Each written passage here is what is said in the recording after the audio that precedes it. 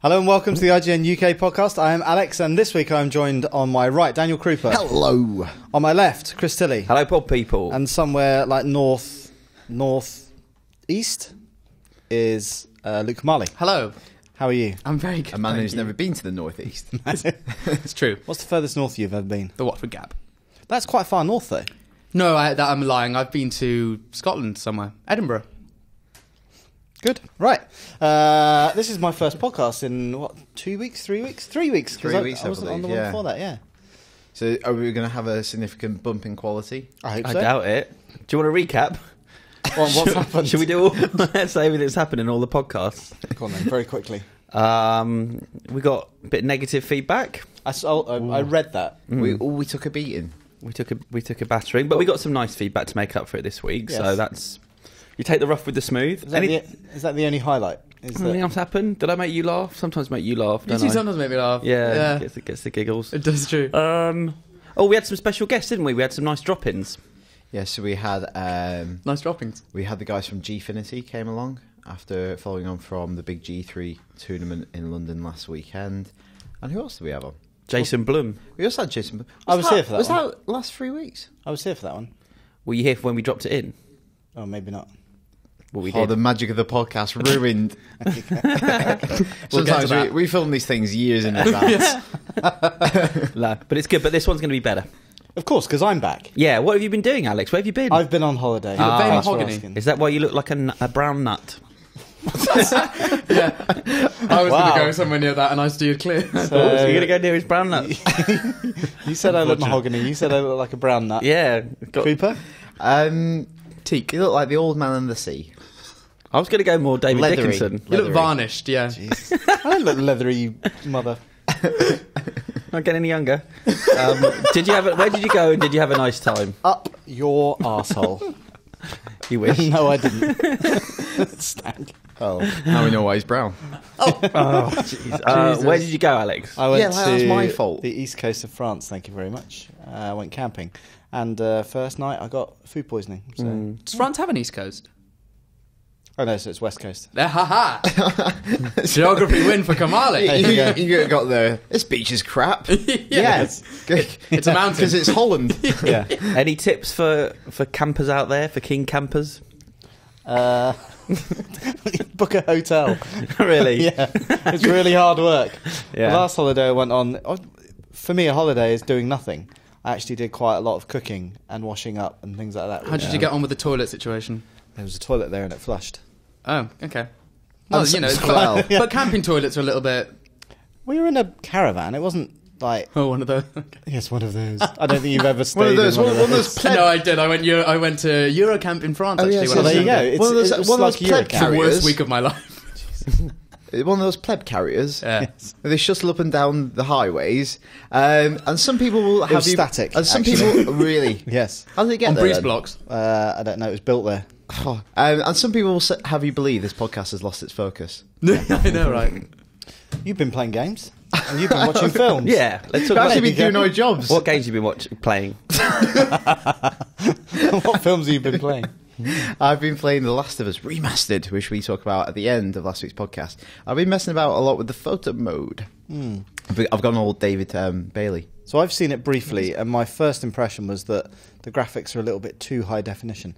Yeah, so it kind of betrays. Is it like, you know, that's my critical riposte there.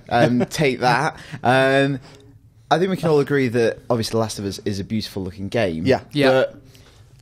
But the bump in definition almost makes... Well, it shows the imperfections more, I think. Yeah, I think. It's not an ugly looking game, but it looked perfectly decent. I suppose on it's PS3. the equivalent to like if you got a super remastered copy of a film and you realise that maybe some of the sets weren't all that. Yeah. It's Well, like- I was thinking about Doctor Who when you were talking about it. Is it like having a remaster version of Doctor Who? Or when you make It's not quite that bad. when you No. make the Yeah. jump to BBC high definition, you realise Fiona Bruce looks okay, but not as good as the makeup or standard def have you believe.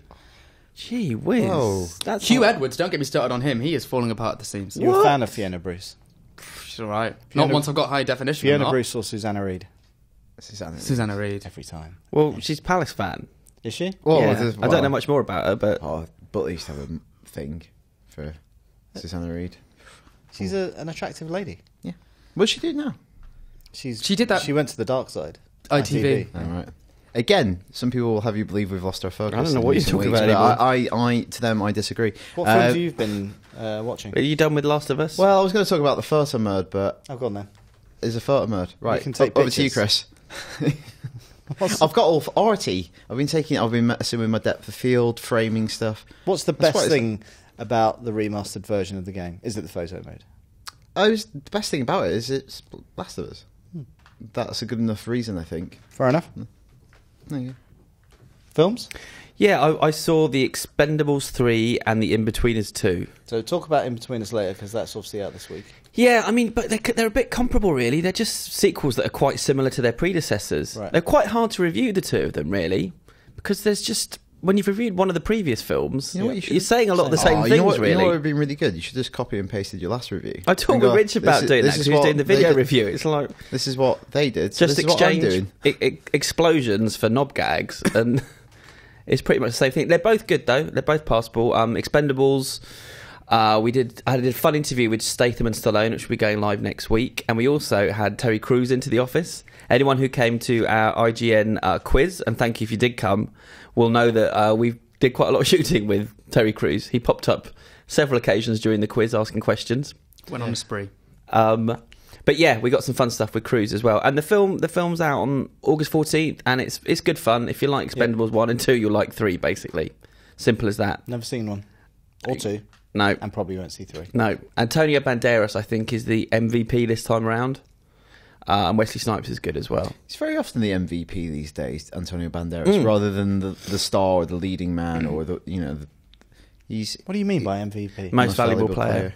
I know that, but what in the suppose context of film this? kind of- Well, because they bring loads of new guys in, and it's Secret like, who weapon. makes their mark? It's hard to make your mark in that ensemble, and he really stands out. Okay, right. But he's think playing that- but he's like he's come from a broad comedy.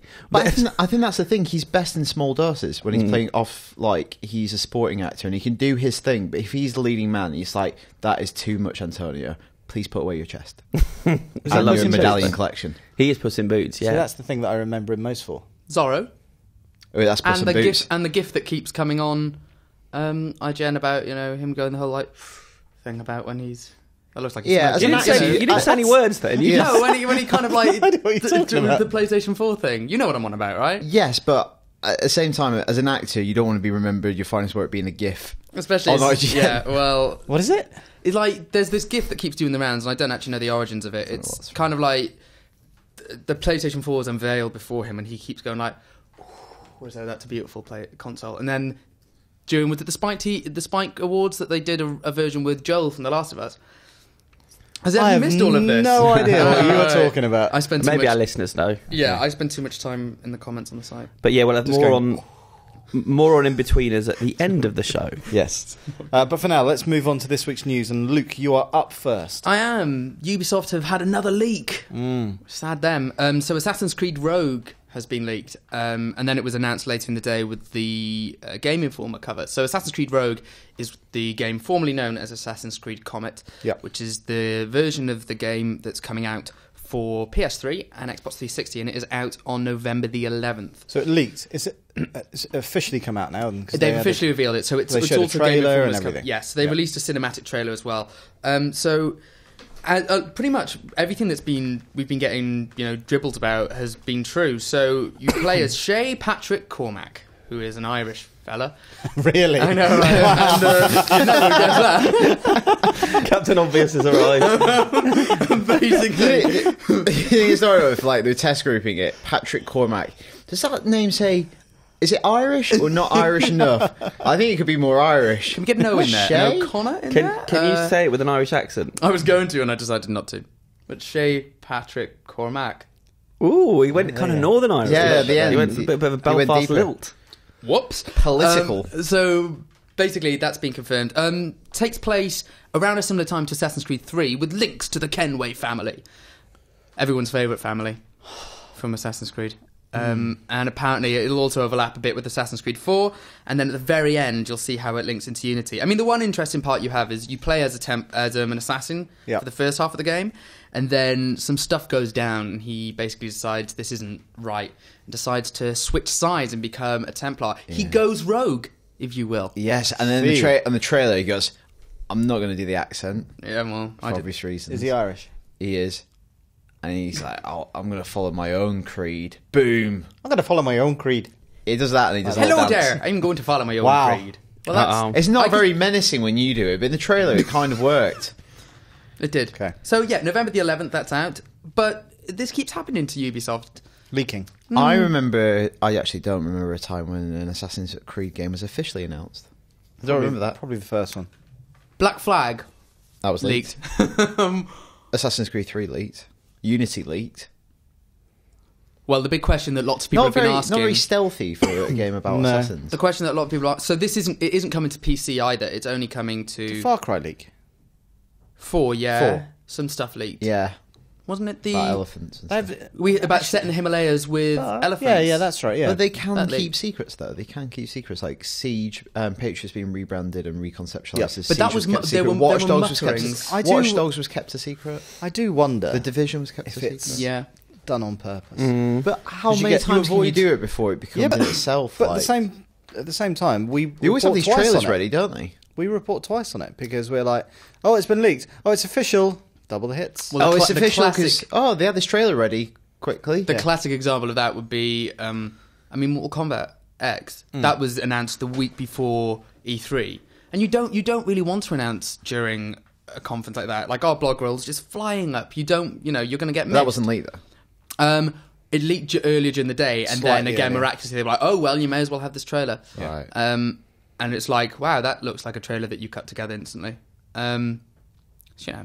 But yeah, so there's that. And then something else has come out today saying that there may be no multiplayer, but it will have the ship aspect that Black Flag had, which I quite like. Basically, because we've had to make this game in a year, so we're going to use a massive game mechanic we already have built. Yeah. It's set on the east coast of America. Does that excite you? Going to New York? The Atlantic Ocean. In the olden days. Which isn't the West Coast, just... I get very easily confused. And you can go to the Arctic, where it's all icy. Where was 3 set then? 3 was set in sort of New England, so Boston. Bits of it go to New York. Apparently it's different. It's like slightly different New York. That's all I've got for you. I wonder how much of the previous games you need to play to understand how it all links together. Well, it just feels like it's getting to be incredibly confusing. Well, people are claiming then, if they've only got an next-gen console and it ties into the story of Unity, is it a matter of time until it's announced, the next year they announce that it's going to be available on next-gen? They might do that. They might do the HD remaster. HD remaster of Assassin's Creed Rogue. But that brings up an interesting question with these games like this. Can you just walk in at like the 4th or 5th episode I think version of the game and should you be able to play it, or do you need all this? With Assassins in particular, what they've done, there's been groups of games that have been structured tightly together. So there was like a trilogy after. There was the Assassin's Creed 1, and then there was 3 games that kind of tied more tightly together. The third one kind of fed in, but then Assassin's Creed 4, the pirate one, which came out last year, was kind of a standalone title, and it was made by another team that almost kind of poked fun at how convoluted Assassin's Creed got, so it gave you this chance to just jump in and be a pirate. It's basically a pirate game that was using imagery and certain story elements from the Assassin's Creed universe.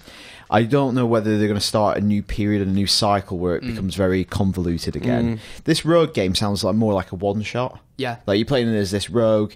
You don't need to know a lot of the Assassin's Creed mythology, right? Because you've betrayed it all and you're kind of a lone gun kind of dude.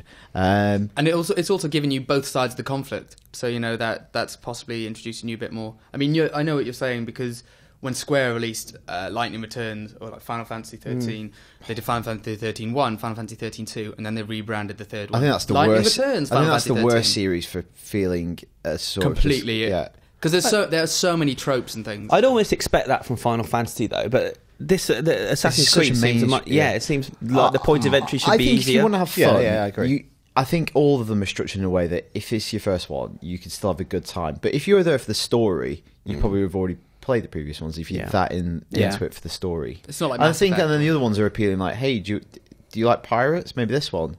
You more interested in like French Revolution? Is that a cool setting for you? Maybe get it this year.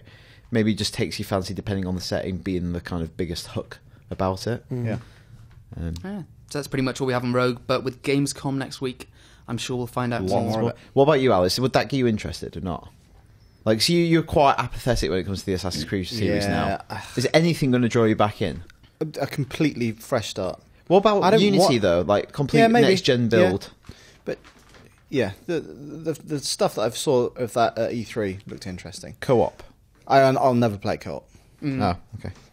Cheers. So not that, but just the setting. I quite like the and ships world. from Assassin's Creed 4. See, I'm so over that. It's like Really? it just feels like they invented that mechanic and now they're throwing it in every single game. It's like enough. Yeah. Do something else. They've also announced DLC for it already. Chris is trying to make a joke. What is Okay. it? No, it wasn't going to be a joke. Was it not? I was It going really to ask sounded- you if you'd see the film. Yeah, Yeah. It's because fascinating. that's 2 hours and I'm done. Yeah. Whereas I played about 6 hours of Assassin's Creed Black Flag, and I actually got really bored of doing all the pirate stuff. It's like, just let me get on with it. So there you go.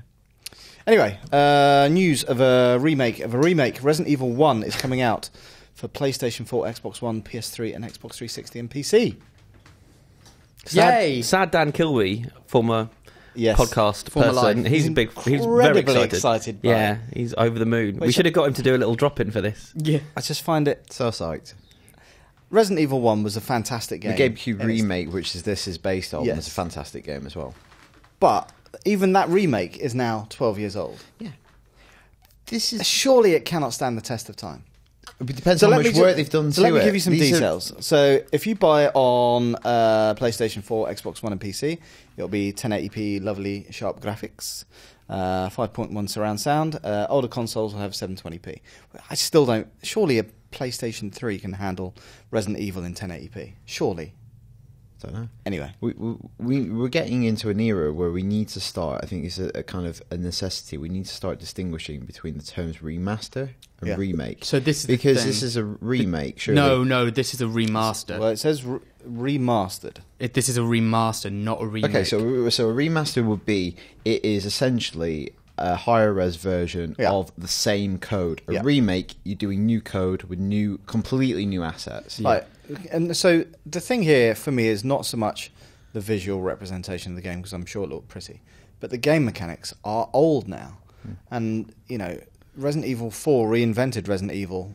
Yeah, for that's better in my but eyes. that's integral to how you play that game. Like it's just just the way that, but it's you just know, you like when turn you on the read. spot But it's and- like if you read a older text, like you read a Victorian novel or something. Yeah. The language doesn't flow as if you read a modern novel. Yeah, And I no, think I it's get that that, I kind get of that. thing. If you get rid of that, then you might as well just remake it rather than remastering it. Yeah. I think you get into an era where if you're But going to should start they telling remake video it? games as art or whatever or cultural artifacts, you want to preserve their original form because it's rude and it's kind of disrespectful to kind of reinvent them. If that's what if your whole thing is to Yeah. like this is the original, experience it because you don't have original PlayStation anymore.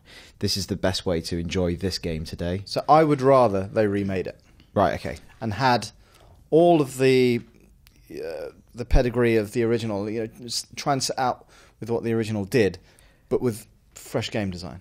For argument's sake, would you not if there was a talented team doing that, why not just make an entirely new game then? Well, Yeah, well, like then there doesn't have to be the original. But it then. doesn't have to follow the original in terms of, you know, scene by scene. Yeah. But, you know, I just remember the first time you see the giant snake and like, trying to sort of relive that. To me, that sounds more like that's more like what they did with Tomb Raider. Yeah. Like A get reboot. a talented team Yeah. and maybe take it back to its roots. Yeah. But then that's a new thing. That's a reboot. Yeah. Because oh my that's- god, they introduced a new term, reboot. Because that's the other danger, right? That's the one that's always thrown around with the whole Final Fantasy VII thing of they should remake it. What if it's not as good? Yeah. Because as well, if it's not as good and it just damages that I brand, think I'm and less that, for remakes and more for remastered versions because you want to because video games, unlike other things, you get rid of the old technology that lets you play them. Yep. It goes up in attics, you flog it. You can't play your old copies of games. Now, Virtual Console and Wii, certain downloadable titles gain you access to old games. And I think in the future, it'll be like subscription model. You want access to all these great classics, which at the moment are, by and large, unplayed. You might not play them every day, but it'd be cool to have access to them At if the you same want. time, I just want to see some new games. yeah. I know, We but seem to be it's having like, delays and remasters. It's like little kid Chris. If he was growing up super into films and he had no way to watch some of the classics, what would you do? Same with the kid growing up today. If they want to go back and play Parappa the Rapper, it's not very easy to do that. No. I think it's like a heritage thing. If like video games to grow, they need to know where they've been and what they've done. Otherwise, you've got a whole catalogue of games that are inaccessible. I'm just not sure. I just don't think that I might be completely wrong, but somebody who's just gone and bought PlayStation 4 is probably not thinking, I get- I've got to go and get Resident Yeah. Evil 1. It's people No, I like know. I think Dan that- Kilby I who want think to video games, reinvigorate that video spark. games, like especially big. It's more all about geared to what's next. Yeah. And I think that's probably because it's quite a young kind of medium, and it hasn't got enough history to be as kind of reflective as. But that's films also, yet. I would say that's also because if video games rely so heavily on technology, which advances so quickly.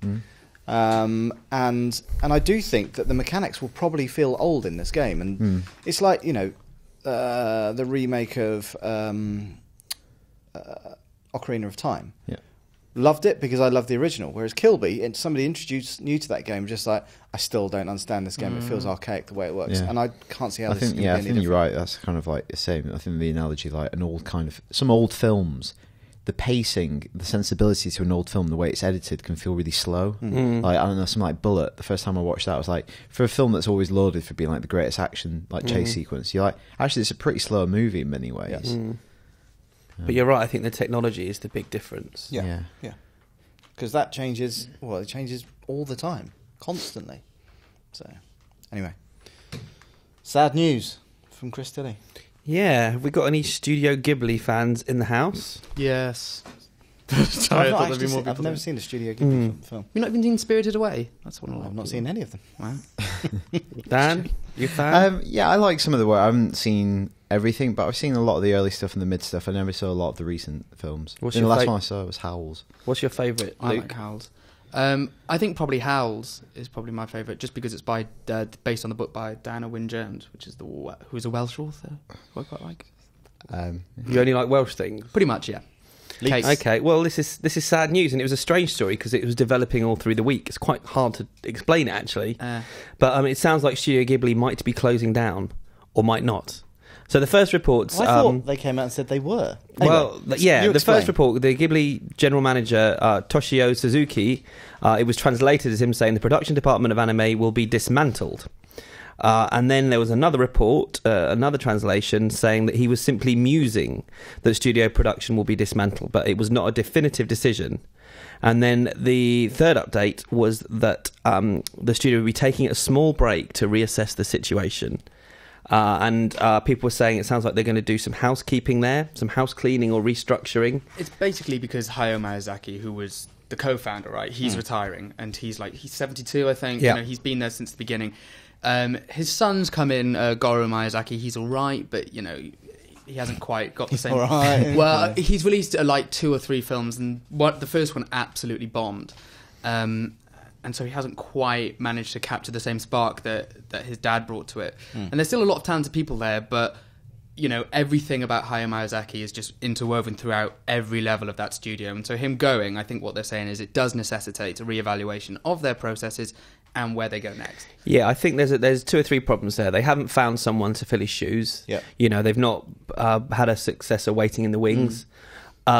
It costs a lot of money what they do. Hand-drawn animations becoming more expensive all the time. Yeah. And they've refused to make the transition to CG. And they have a lot of 3D. people on staff, whereas a Yeah. lot of the Yeah. animation studios increase when it gets to crunch. Yeah. They just keep a lot of people. Yeah, on their the salaries are layoffs. apparently about $20 million a year. It's they're spending up. They're hemorrhaging money, and also in the last 3-4 years, they've not really had a hit. The films they've done have been really, even the good ones, even Miyazaki's last film. It was a very serious film. The Wind It was- Rises, right? Yeah, it's not the kind of film that's going to get kids in cinemas like you know his previous efforts did. And I think he's got 3 or 4 of the top 10 most successful films ever in Japan. But it's not happened lately, so they're losing money, and I think but it's sad. I mean, who knows if they'll come back, or they might come back a very different beast. Like I wouldn't be surprised if they did embrace CGI or 3D or something. Well, I mean, bear in mind Also video they games did as work well, on yeah. Ni no Kuni, right? Yeah. You know, it's unclear. I mean, I assume they did the character design, but we've never really gotten to the bottom of how involved they were in that, because it was certainly pitched as, you know, a collaborative effort. But when you get into the game, there's lots of CGI cutscenes, and there's maybe about, I don't know, 6, 7, 5, like less than 5 minute, like 2-minute animated drawn sequences that were clearly done by them. And I just don't know how involved they were in the rest of it, and it doesn't really seem to have been established. But, you know, there's been mutterings about a follow-up. I think the big thing for them, and certainly something that's been drawn out, is their licensing and marketing departments. You know, their stuff sells so well. Yeah. you know, if they want to go into curating that kind of stuff instead of developing new properties. Because obviously they then also have to acquire the licenses to work on established properties. They don't really very often establish original stuff. So it's tricky, and especially, I think, you don't know how much Miyazaki oversaw all of that. And that you never know, there could just be a massive power vacuum now, as you say, if no one's there. But we've seen kind of Disney and embrace Where's the computer-generated animation. And Because I started watching some of The Lion King with Scarlett on holiday. It does look really old.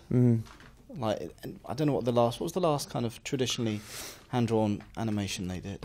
Wasn't the Princess and the Frog? Yeah, but that was them going back to it. Actually, Right. Was Mulan one of the later ones? No, there was stuff after that. Like, was it On the Range?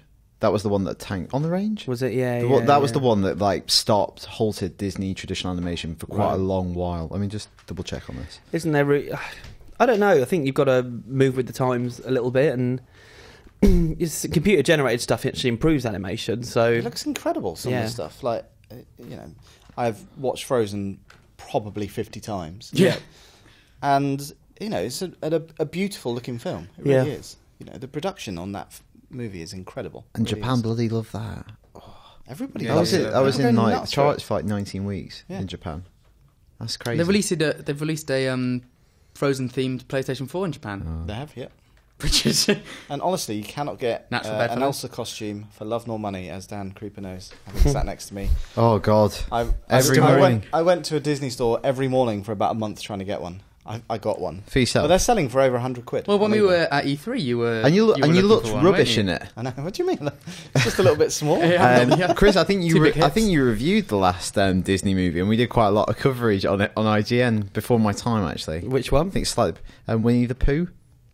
I didn't review it, I do not review it, but I like Winnie the Pooh. I don't think it was great though, by all accounts, the film. But yeah, that's sad times though. Really sad. So From Up on Poppy Hill was the one that you sent me to see, and I got to do an email interview with Goro Miyazaki, and so he came. He didn't do very well. Went off for a bit, came back. It was all. So I don't know. I kind of be interested to see what happens to him next. But you know, Disney survived after Walt Disney's death. It can be done. Yeah. Yeah. Lucasfilm. George Lucas hasn't died, but I think they've always they've seen more forward-thinking companies, I would say, though, than Ghibli have. Yeah. Yeah. Anyway, I think we should really move on to probably the biggest news biggie of this week. Bloody hell! Brace yourself. I've seen this written down, but I actually don't know what it is. This is quite exciting to me. So, Don't get too excited. Yeah, don't know. Blake Harris, who is the author behind the forthcoming book Console Wars, the Console Wars book. I think that's the one that the Seth Rogen movie is based on. Right. And isn't he in the Inbetweeners? I don't think it's not Blake Harris. Blake Harris, Neil. yeah. But, Oh, Okay, wow. Blake Harrison. Blake A Harrison. genuine Renaissance man. While researching the book, he's unearthed a Nintendo character guide which dates back to 1993, which reveals the official full name of the beloved anthropomorphic dinosaur Yoshi. You ready for this? Mm-hmm. Let me just click. He is called T. Yoshisaur Munchki Koopas. That's not what I was expecting. Let me try again. T. Yoshisaur Muncha Koopas. Which leads to the Wow. inevitable question: what does the T stand for? Yeah. Like you've resolved a Tyrannosaurus. mystery. Yeah. Could be Tony, Could be. could be Tyrone. Could be. Tina. Let's not do this. Let's not go through every name beginning with T. So yeah, what do you think about that? He's been held Felisa. captive in an egg until Mario bopped along and rescued him. Instantly, young dinosaur and the plumber became fast friends. Now you've missed- Together, you've they missed set out to rescue Yoshi's dinosaur pals from the wickedness of Bowser. So this is the description taken from the character guide, which also gives There you go. a genus to Mario, who is not Homo sapien. He's Homo Nintendo-nus. Yeah, that took us a few takes when we Yeah, did the news that's video what on I it was as saying. well. Nintendo. What? Yeah. Homo Nintendo-nus. Nintendo-nus. Nintendo-nus. Oh, Nintendo It's- nuts. You know what? It's even harder when you're reading it. So does that mean he's not Italian? I Well, think- Latin. What? Mario or Yoshi? Mario. Well, it's Latin, I isn't don't it? know. I don't know. It's saying he's not human. Yeah, but he could still be a born variant in on Italy. Homo. Yeah, In he's Italy? still related. I think Homo obviously is still related to the same overall species as us, but a slight different genus. Okay. I just think it's all a load of old codswallop. What, you mean this wasn't done by Carl Linnaeus? Anyway. Has this all been made up? I think get his everyone. books and publicity? I think it's all Maybe. made up. I think the whole thing's made up. I think Yoshi'd eat Mario. If I'm quite honest. Why? He's a dinosaur. Dinosaur. They can't deny Yeah. their nature. They can't deny their No, nature. but not and you know what? Then he poop him out as a little egg. I've seen it. I've seen it out. Not there. all seen it dinosaurs eat meat, though. What? Not all dinosaurs eat meat. I know. He's turtles. Chris, you know he's not a Vegisaurus. You not? Is He's he not a Vegisaurus. He wouldn't sneeze on you in a friendly way. He's Yoshi. He's really friendly. He eats enemies and then Don't call barfs him by out fire. Yoshi. You've got to call him by his full name. Yoshi saw Munchakufus. I'll just call him T. Big Hello, T. Mr. Munchakufus. Big T. Right. So there we go. Anyway, that's it for this week's Glad we news. ended with the serious news. Yep. Yeah. Educate and inform. That's No, nice. you always have a bit of fun at the end of a news bulletin, don't you? Oh, you do, light-hearted. Oh, Kit- finally. Kit and stuck on Yeah. train. Water skiing, squirrels. What? I don't know. It went wrong for me. I'm sorry. Anyway, next week is Gamescom, so most of us will be flying out to Germany. Sorry, Chris, you won't be. Yeah, it makes a change, doesn't it? I'll just hold the fort down here on my bloody own. Well, you're good at doing it, and that's why I I am. know that everything will be perfect by the time we come back. Of course it will. But while we're away, we're going to see some very exciting games. So we thought, ahead of Gamescom itself, we'd talk about the highlights that we're most looking forward to. So, Luke, your very first Gamescom. It is my very first Gamescom, yeah. So, the first thing you need to know is you will be shocked by the number of people that are there. So unlike E3, for those who don't know, so it's consumer focused as well. So there's the So consumer. the first day is trade, Uh-huh.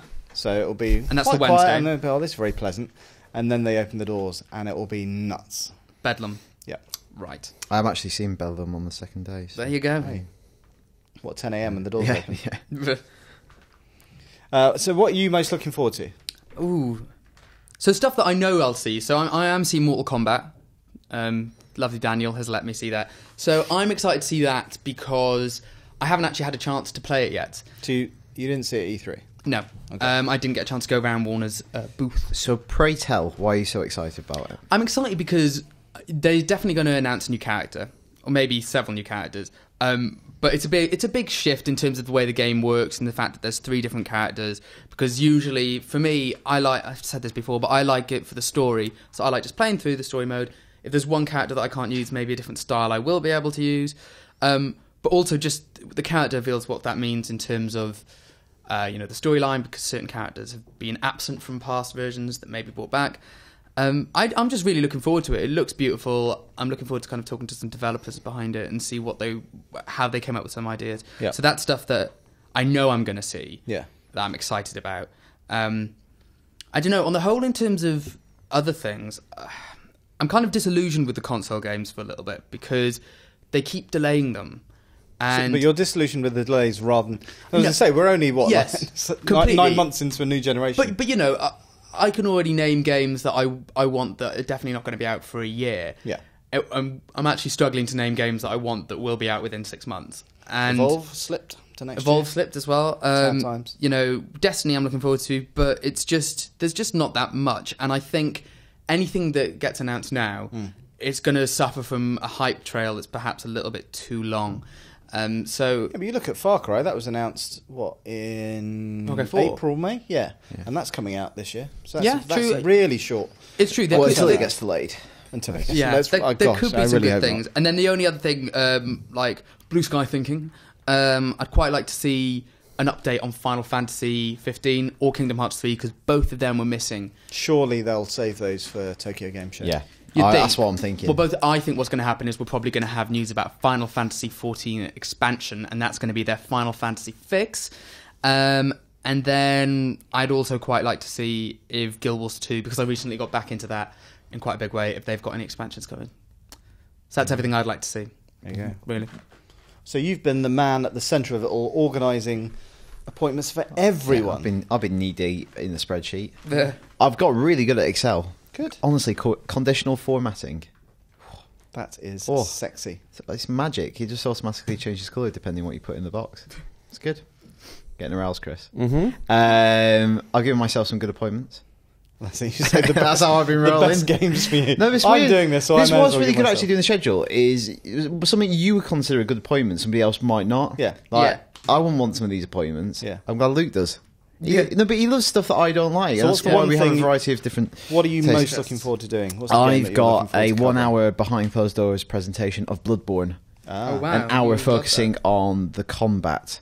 Okay. Which sounds pretty cool to me. I'm really excited about that because we got to see a very brief glimpse of Bloodborne, probably like 10 minutes. And it was really early. Yeah, really early, unrepresentative because the difficulty wasn't on, so they were just walking around at leisure, showing you different mechanics, but not actually going into much detail because the people demoing it weren't from Software. Yeah. So they were giving you very vague answers. They weren't allowed to give you any more insight to the story. So this is an hour presentation on the combat in particular. So From. I don't know yet. Okay. I assume, or at least people who can speak on their behalf. Yeah. And it's going to dive deep into probably a bit more of the story, how it differs from other previous Souls games. And I just thought that game looked awesome. Yeah. Like, I'm a recent convert to those kind of games, but obviously this one ticks a lot more of my interest boxes, like the setting, high Gothic, Victorian stuff, a lot of Lovecraft stuff in it. Yeah. And I thought what we saw from brief glimpse, it looked really cool. Yeah. But it didn't, as you say, it didn't really answer many we questions. got an impression, but not much of an idea of how it'll actually be. Yeah. It looks a lot like Dark Souls, but obviously I want to see like how far that comparison and similarity stems. Yeah. So that's really cool. And I'm also seeing No Man's Sky, and I'm looking forward to working out what that game actually is. So that's one thing for me. It's like, as a technical achievement, it's amazing. Mind-boggling. I still don't So get it. I've heard little nuggets of what it's about in the run-up. Like in the last few months, there's been details leaking out, and everyone start on the edge of the universe, and you've got to work your way into the central planet, because there's some mystery about what's on the center of the universe or your center of your galaxy. So you've got to get there by planet hopping and upgrading your ship to get closer and closer to this thing, which is your destiny. So maybe they'll tell us more about what the actual games, the structure of the game you're right. is. It's brilliant. It's really interesting. But what's the game there? Well, that's because... So I sat through quite a long presentation with Sean Murray from Hello Games 83, and he was saying... So he didn't say that the goal was to get to the centre of the universe or the galaxy or whatever at that point. But he did say you've got to go and achieve something, and to do that you've got to upgrade your suit, you've got to upgrade your... So there's got to be some impetus there, otherwise you just wander around and go, actually I'm done with this. Kill This is some a nice dinosaurs. planet. You've got to be something pushing you forward. But in to terms explore. of upgrading, how you do that is up to you. So you can do it by mining valuable ores, or you can go by being a pirate and shooting people. So how you get that resource to upgrade is the variable, I guess. But I still, like, how does it all pull together? I don't know. So I think that's going to be kind of interesting. Yeah. So unannounced games as well. Yeah. I think you want to talk about a bit more, aren't you? Well, we know that there are going to be some unannounced games. There are known unknowns, and then there are unknown unknowns. That's right. Well, I think the problem with Gamescom is it is relatively close to E3. And a lot of developers spend so much time getting their games ready for E3 that there's very little time to actually do anything with that code. I think it's very different between. this year. Yeah. I think the scale and the scope of the show, and it's standing within the kind of calendar window, like the calendar, has really grown. And they're now using this as a platform to make real meaty announcements. Yeah. Like, there are unannounced games coming from major publishers at the show. We know that. We don't know what they are. We maybe know a couple. We knew that Rogue was one of them. Yeah. But that leaked. But even stuff that we kind of know, like Quantum Break, is going to be properly revealed at Gamescom. In the trailer that they released in May, the head of Remedy Games said Gamescom is going to be our event. And it's a really big stage, and you get a lot. What we say about E3, you get lost in the kind of the din. Of all those announcements. I think you could own it. Like, Gamescom is getting a bit bigger, and also the big thing that I kind of feel as... I mean, obviously we're a games media website, but then you look at like the increased success of YouTubers and things. Because it is a consumer show, I think publishers do feel there's much more. They have much more ability to control the message, get kind of consumers hands on with a really refined bit of code, send them home and send them tweeting, Facebooking it, just saying how good it is, and word of mouth. So I actually think they are viewing it, like publishers are viewing it as much more as an opportunity, as opposed to E3 where we can see through stuff like that quite easily. But I think that's not to say they're trying to deceive anyone, but it's just kind of a more refined message. Yeah, because I'm seeing Dead Island 2, which I saw at E3, but the code I saw at E3 was already like 9 months old. And so they sat me through like probably a 25-minute demo of the game, which focused purely on combat, and it looked ropey. And then right at the end they said, oh, but this is what the game is going to look like, and played 30 seconds of video. And I was like, well, why don't you just show the game running like that? Because that looks good. So that's what we're going to see at Gamescom. And it's the same, like, I mean, I'm seeing Blizzard, right? And Blizzard didn't really have a presence at E3, you know? And Blizzard traditionally don't do anything outside of BlizzCon, really, but they themselves are making the decision to come to Gamescom, which is a huge shout for them. Well, they always have a big presence in the consumer area because it's just really big, and they always have like loads of like pods and people playing. Like I suppose they have BlizzCon. Hearthstone had a huge presence last year. I mean, they have BlizzCon for the American audience. I suppose this is a chance for them to reach their European kind of fan base. But I just think that, again, the fact that we are having kind of press stuff as well is quite telling. It's definitely not what it used to be. Yeah, but I think for me, the chance to see more Metal Gear is always exciting. Phantom Pain, again, saw a very long demo for that E3. Interested to see what else they show on that without kind of too many spoilers. And then Batman, which I haven't actually seen yet. Well, I've seen it in videos, but I've not actually seen it running. Is it hands-on? Yeah, I believe so. I wouldn't mind having a glimpse at where the Order 1886 is now. So obviously it got delayed.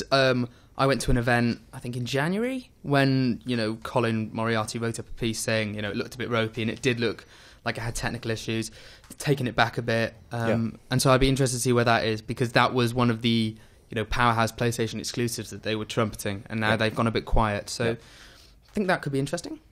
Chris, what are you looking forward to? Just an empty office? Yeah, just a break from you lot. I'm looking forward to recording a podcast on my own here, where I just sit here, just stream of consciousness, just saying whatever comes in my head, eating a few donuts. Nice.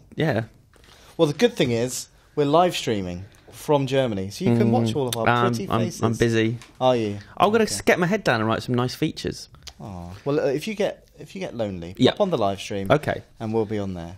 Will you say, if I ask you to say a little code word for, will you say it? It depends what it is. Sausages. If there is a way of getting sausages in, I will try and say sausages. Oh no, it's for me. And everyone out there will know it's for me. I'm going to see Sausage Simulator. So exactly, we're in Germany, right? So there's probably quite an easy way. All the bratwurst you can. For better or worse, whatever. Anyway, quite good. So that's it. Yeah, Gamescom will be all over IGN next week, so keep your eyes peeled for that. Shall we move on to reader feedback? Yes.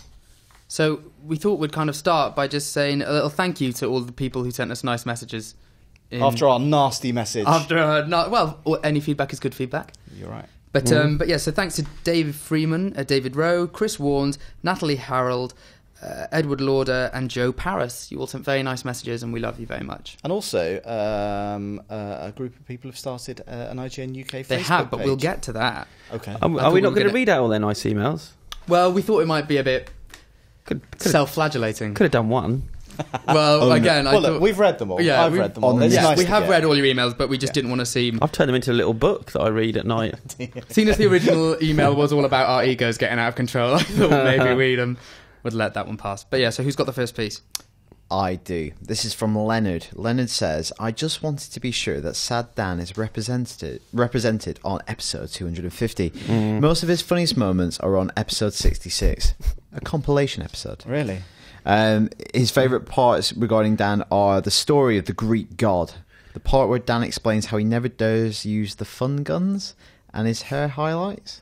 Do you know what the fun guns is? Is that what he called his arms?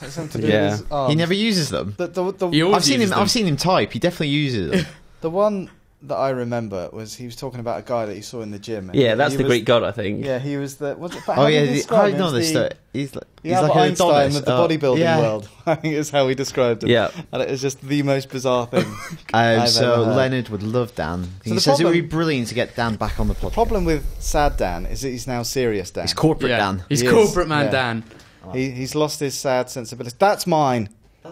That's mine. I've earmarked that one. Just for you listening to the audio version. So, we've got a box of donuts in front of us. That is totally mine. Calm down. Even though you fingered it, I'm eating that donut. Right. Can we get back to the podcast? Yeah. I've got some... I'm eyeballing you, Creeper. You can have the one with nail polish on. Let's not eat on the podcast. It's bad. We've done that, but we did that before and it didn't go well. Anyway. No, Dan, we will get him on, though. Yeah. He's agreed. I've got some feedback from Michael, who says he's interested to know how the podcasts are run. Does one person just run it, or are there lots of analysts shouting at you about demographics behind the scenes? Like, does he really think we've got people analysing what we do? This is the result of I think you don't realise. I think I used to listen to the podcast, and I think you feel like it's a much bigger operation. Than because our actually fingers is. are on the IGN is in general. Let's not give away our secrets here. But we should probably give some insight. Yeah. So the feedback, as of like 2 weeks ago, is me, which is Well, I would say silly. it's taken you about 3 months to get half decent at it. Thank you. And it's not a hard job. Well, You've just got to highlight some I'm bits. so and offered to pick farm number it off. Pick the good ones, leave the bad ones, and highlight what you want read out. Yeah. And the name. And number them. Yeah. And then I haven't even highlighted the name. No, This- it's difficult. Well, it's okay. I can read a name without it being highlighted. Thank you. I know, but for not wanting too much hand holding. Thank you. Chris. It just makes it flow better, which is what the listeners want when we're not looking around. Where's the name? That's what the focus group said. They prefer it when it flows. That's what they said. All the analytics are telling us. Because sometimes people don't put their full name at the end of an email, or sometimes it'll be in the email address, but it'll be a funny nickname. Well, I never know whether Sergeant Watter. because sometimes they have fake names. Good example. Good example. Yeah. Is he really a sergeant?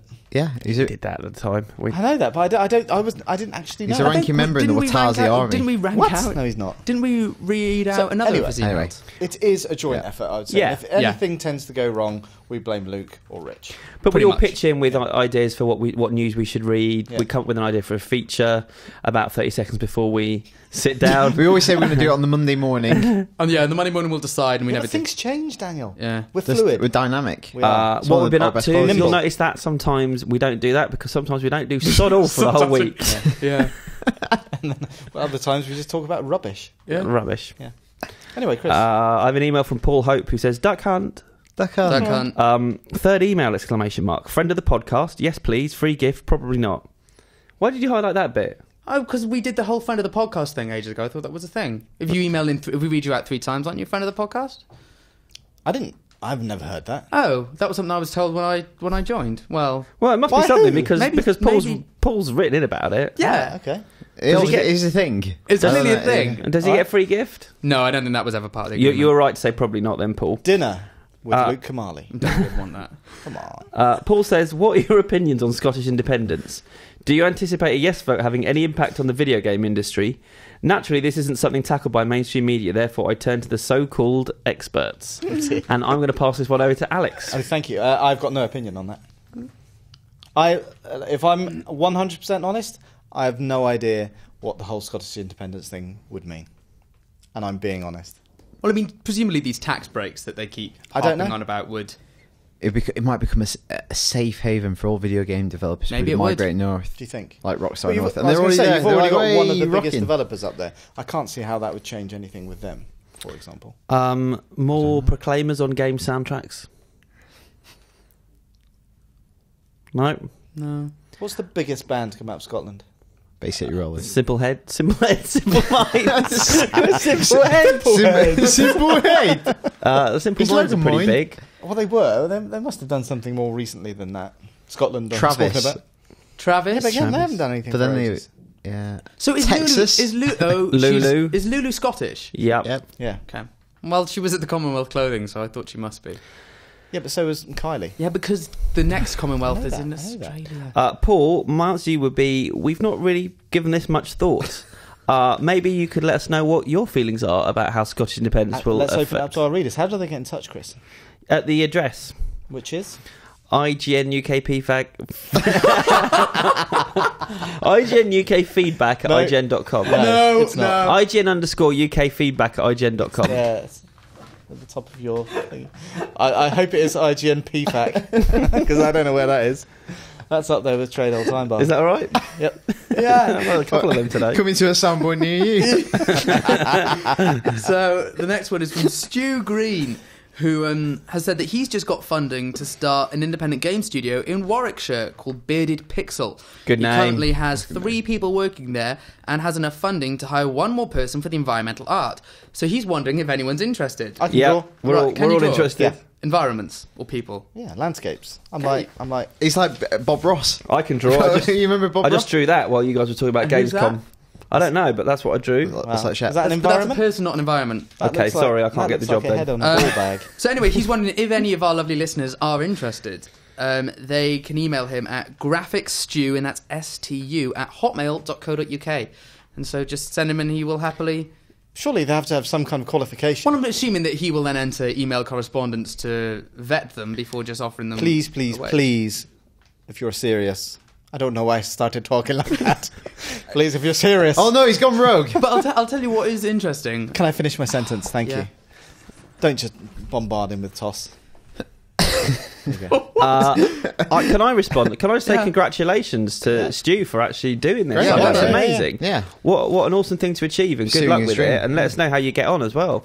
I wonder if it's he used to work at Codemasters or something. Well, because like I was that. going to say, Warwickshire, is he in Leamington Spa? Because when I went to develop this year, one of the PRs there who represent a lot of indie thing, apparently they are referring to Leamington Spa as Silicon Spa now because there are so many startup game companies there. Playground are based there. There you Doing go. Forza Who do Horizon Forza. 2. So, Yep. and I lived there when I went to uni. So, a very nice place, part of the world. And the mayor of Leamington Spa is the mother of someone who used to work here. Yeah. Yeah. Goldie's mum. Goldie's mum. Yeah, Yeah. I remember now. Not Goldie the dog. No. Or with the British R&B stuff. He gets my train quite often. Really? He's not R&B. My mum used to see him at Chamonix. Yeah, no, Jungle. Jungle. Is Come he on, not? R&B? My mum used to see him at Chamonix. James Bond star. Goldie. Yeah. Bond villain. Yes. Was that the Madonna one he was in? Down the other day. I can't remember which one it was. Well, it might have been a The World- Brosnan. Yeah, no, it wasn't. Yeah. Yeah, That is I don't know. Diana. I think Yeah. that... Or the world's not enough. Does it matter? Yes. They melded into one film. Anyway, they so did. he's quite old, but he still dresses like a child. What, the Good. dog. He was on Strictly Come Dancing as well a couple of years ago. Goldie. Yeah. He went out really early. What, the dog? All right. No. Very good at the foxtrot. Oh, Excellent. Didn't you get an interview opportunity with the dog that won Britain's Got Talent as well? Not an interview opportunity. Yeah, I think it was. How talented, how talented was this dog? Just sitting there going, Pudsey. Yeah. My friends What released the got you Pudsey into movie. acting? We could have got Pudsey into the office to guest on the podcast, and you guys didn't want it. I wanted him. I don't remember this meeting. Not to guest on the podcast. Well, I don't think remember our this- listeners would have liked that a lot. Right. Yeah. Pudsey's still here, guys. You can't hear him, but he hasn't died. He's done a whoopsie on the Licking carpet. his balls. He would know. He's well trained, Pudsey. He wouldn't do a whoopsie on the carpet. No, but I'd ask him to. And then he he would would. do it because he's well trained. Or- He could whoopsie on command. He has a, Does he has that a, make it your he has a whoopsie? stunt dog to do the whoopsies. Does he? Yeah. I don't Please- think we're going to please- win this award. Please move on to the next piece of Okay, feedback. Rishi. Hello, Rishi. Says Duck Hunt. I have a group of friends who insist that the best game ever is Call of Duty, and don't Which ever one? play The first one? just Call of Duty Oh. in general. I think, and don't ever play anything else. How can I get them to play some games that aren't as generic as this? I'm the same. I think Memphis Belle is the best film ever, and I never watch anything else. You're always going on about Oh, Memphis Belle. always. Bloody love it, don't you? So my missus watched Pearl Harbor and she liked it. Oh, no. I know. No, Alex. She even said, "You've told me that this film is so rubbish that I've not watched it." And it was on telly the other day. It's and I said, terrible. I know. And she watched the whole thing till like 11:30 at night. Oh. And I Even, could even not Ben believe it. Affleck talks about how bad it is, and I he's know. the star. Look.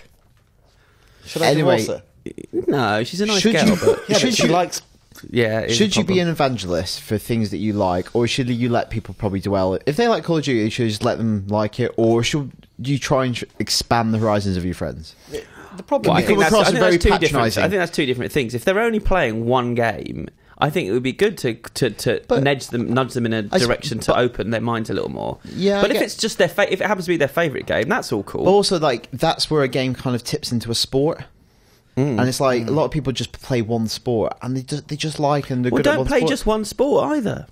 but it depends. If they're only playing it for the multiplayer, which I'm assuming they Probably, are, you're not gonna- it's really hard to switch from one to the other. People specialise in that game. They get to know how it works.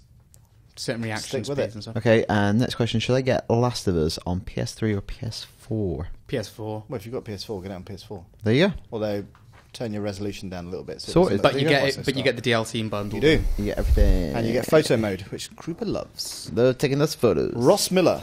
I recently dug yeah. out my Dreamcast and lots of great memories came flooding back, with a particular highlight being Shenmue. Groundbreaking. Why have you just highlighted that word on its own? For emphasis. Groundbreaking! I got confused. A living, breathing world well before the series like GTA and Assassin's Creed. My issue is that the game was a trilogy, but only 2 games were ever made. So my question to you is, what game or series has left you with a horrible, incomplete feeling, be it TV, movie, or game? I've prepped for this. Go on then. Okay, So have I. come on. Good. So I was going to say a Joss Whedon one, but not Firefly, because everyone says Firefly, which ended prematurely. I'm going to cross out Firefly There then. you go, Firefly. But everyone says Firefly, and then Just they delete that. rounded that up in Serenity. But I actually, the last season of Angel, which was the spin-off of Buffy, but then kind of became its standalone. Joss Whedon had some other projects in the pipeline at the time, and apparently the way US TV shows at the time were renewed, they did it in 2 waves. And he wanted them to guarantee that they would give him a renewal in the first wave. And they said, well, we can't. And he had some other projects on the back burner, and he basically tried to play hardball with them and said, look, you either renew it in the first wave, or I'm done. And they basically refused to do it, but they did say to him, look, we'll renew it in the second wave. And he said, fine, no, I told you. And so he ended the series prematurely. So he ended it. It was meant to span more series, but so a lot of the endings feel really rushed, and he was building up threads that were going to span a couple of series, characters who, had died or stuff was going to happen to them or going to come back and all of this. And it just all got cut very short and things had to change. And it was really starting to find its feet as because it started off as a spin-off from Buffy, but became a very, very different show by the end. And I just feel like it was killed a little bit before its time. So I think probably Angel is the big sadness. Can anyone else answer that question with just the title of the show? So No, that was good. It was comprehensive. Yep. Thank you. Rainbow Six Vegas. The end of that game. It doesn't feel like the end of the game. The last quote in that game is, "This ain't over by a long shot." So you think, okay, there's another level, and it just cuts to a screen that says "To be continued." So you've got to wait for Rainbow Six 2, which came out a year later or something like that. It's like, what? That's annoying. That At blows least it goats. came out though. Yes, that's true. And it's not the same thing, but disappointing endings. Arkham Asylum was a brilliant game, but the mutated Joker was absolute tosh. Difficult when. But that's you a can't different thing. That's bad endings. I know that, Yeah. and that's why We could do a I feature on that. Prefaced. We could do a my- feature That's on that, another though. talking point. I feel for we've down done the that line. before. We've talked about... We'll do it again. If we've forgotten, the listeners might have as I can't well. even remember what we did 2 weeks ago. Because you weren't here. I know my Max. I've had an absolute skin full of booze. That's the thing. There was a TV show called Rubicon that was on a couple of years ago. It's about the and drink. It was 24, but without the action. That It was sounds all exciting. about it was very, very interesting. Is that just people in an office getting pissy with each other? Well, you're just filming a clock. It's kind of like what it was, but it was very highbrow what they were talking about. I didn't really understand all of it, but that got cancelled when it was just getting good. Carnival. Did you ever see Carnival? Oh, I do know Carnival. 2 seasons, weren't there? Yeah, that got cancelled early. That was a very interesting That's show. a shame. Yeah, I forgot about that. And there was something I really liked called How to Make It in America, which wasn't brilliant. It was basically Entourage crossed with Only Fools and Horses, and they cancelled it too soon. So those are my 3. I've gone with film. I've interpreted the question again slightly differently than everyone else.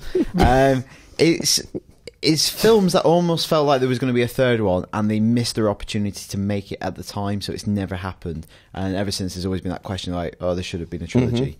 So, Wayne's World 3, Gremlins 3. Ghostbusters, obviously, especially what's happened this week. And then also the most recent one, I always felt that it was going to be 28 years later. Yeah. Yeah. I'm very surprised that hasn't happened. Yeah, it just feels like you're waiting for it. It seemed primed to happen. Yeah. Danny Boyle talks about it even coming back. Just never happened. Bill and Ted would be a good one to add to Yeah, that it list. feels like a lot of these films just like could have had a third one if they capitalised on the moment and the momentum. Yeah. And they left that a little bit too long and it became impossible. I will add Mortal Kombat and Ace Ventura to that list. In what I'll just capacity? put. Mortal Kombat the game. No, the films. I'll just put that in pencil for now. Think about it. I don't think we needed another Ace Ventura. No, we definitely didn't. Yeah. It just kept getting better and better. Or another Bruce Almighty, Evan Almighty, or whatever the heck they were called. They were Ooh, good point. Maybe there should be a film. No, they shouldn't. That was the point of it. That's why he said that. Any more feedback? Yeah. Don't you have another piece of feedback? Who read that one out? Yeah, I do. From Kyle Barrett. Sorry, it's a hard one though because it's, One from if I Libertines. read it out just as it's highlighted, it wouldn't make sense. So that's difficult. Kyle says, just wondering what your thoughts are on the announcement of the David Brent Office movie. He talks about the context of following the Fawlty Towers model of quitting while you're ahead. Yep. Maybe, it was a good thing that Brent did that. He says, I'm open to the film as long as Steve Merchant is involved because Ricky's most recent work without Steve, i.e. Derek, has been poor. Thoughts, guys? I don't think you should do it. No. Leave Time's it. moved on. Move on. Leave it. I think it's fine for him to do it if they're clever enough with it. I think, for instance, Steve Coogan sustained that character Alan Partridge by doing different things each time he's brought him back. And you and I talk about it, like some of the stuff he did, like Mid-Morning Matters, some of the best Partridge stuff. It's really, really good. Yeah. I do think doing this makes him a bit of a hypocrite, though, because he always cites quitting while you're ahead. Yeah. And he's not done that. So he's not stood by the principles that he always used to like flaunt. Oh yeah, we quit while we're ahead. There's only 12 episodes of them and the Christmas specials. Well, you're doing quite a lot with him now. Yeah. I worry about 90 minutes of David Brent. It's that cringe comedy, isn't it? And how much of it you can take. And I can take it with Partridge. I don't know how long I can take it with Brent, because even when it's like a 45-minute episode, I find it really hard. There's a bit more to the Brent character, though. It's when he fancies himself as a bit of a philosopher as well. That's not necessarily cringe comedy. The little grins at camera, though, are fine for half an hour. But after an hour and 20 minutes, if he's still doing the little... I saw him in concert a few months ago now, and I wonder if they were filming the stage stuff at those concerts, and the whole thing will be he's got all this redundancy money, and he's ploughed it into going on tour around Britain, funding his own tour. Yeah, he's working for a cleaning product company at the moment. Yeah, that's what he does in the Christmas specials. Can I ask you a question, Alex? Who does your tampons? That's quite... But as Kyle says here, and it's not been highlighted, but it is an interesting point. He talks about the fact that they mentioned that Tim and Dawn might pop up in it. That'd be great. But their story was so wonderfully tied up at the end of the Christmas special with Alison Moyet singing. Do we need to? Yeah, only you. Do we need to revisit it? It was just a perfect little TV moment. That is a good point. Thanks for highlighting that, Chris. Yeah, it's a shame it wasn't highlighted officially. And finally, Jamie Martin has written in to say, just to let you know that since you shouted us out a couple of days ago, the IGN UK podcast group on Facebook has grown to over 100 people and is gaining more momentum every day.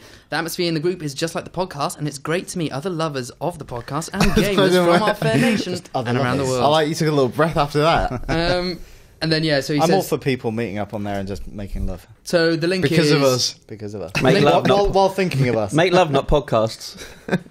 Make love. I'm glad we're making podcasts.